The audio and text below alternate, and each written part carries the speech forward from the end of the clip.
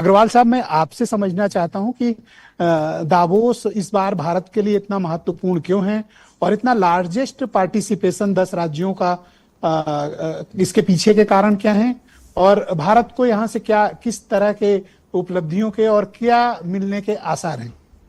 ब्रजेश जी, अगर पिछले वर्ष का अगर हम देखते हैं, दावोस समिट जब हुआ था तो एक बड़ी अच्छी चीज़ निकल के आई थी। जो भारत के स्टेट्स गए थे, वो जैसे आज का मिक्सिंग है वैसे पिछली बार भी मिक्सिंग था, और उन लोगों ने विदाउट पॉलिटिकल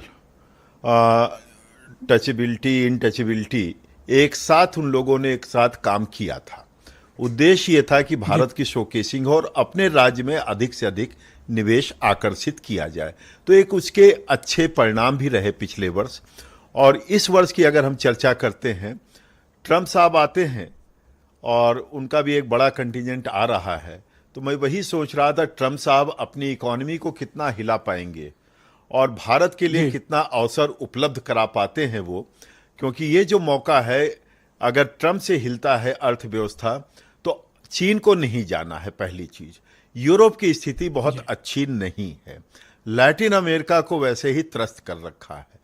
भारत ही एक ऐसा देश बचता है जो तेजी से आगे बढ़ रहा है, कॉन्फिडेंस के साथ बढ़ रहा है और ट्रम्प के टैरिफ के दबाव के बावजूद बढ़ रहा है और अपनी स्वीकार्यता को भी ग्लोबल स्तर पर बढ़ा रहा है।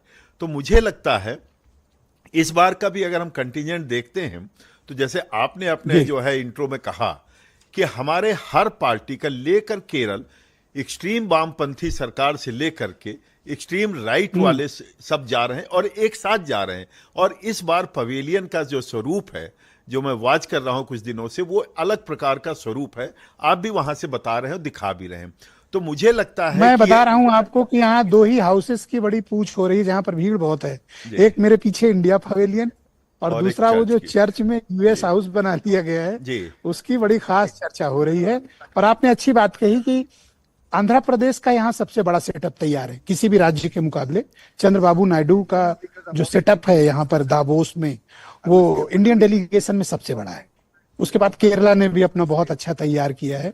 रेवंत रेड्डी भी खास तैयारी, जो कांग्रेस के पार्टी की तरफ से मुख्यमंत्री हैं तेलंगाना के, वो भी बहुत बड़ी प्रिपरेशन के साथ आए हैं। सबसे मुझे जो लग रहा है, झारखंड का लग रहा है कि झारखंड बिल्कुल ठीक है, अपने को जो है कैसे शोकेसिंग ग्लोबल स्तर पर कर रहा है।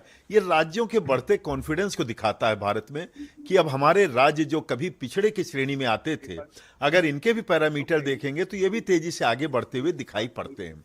फिर एक बड़ा इंटरेस्टिंग राज्य आपको मिलता है असम का, जो पिछले 5 वर्षों में जिसकी इकोनॉमी बहुत तेजी से बढ़ी है।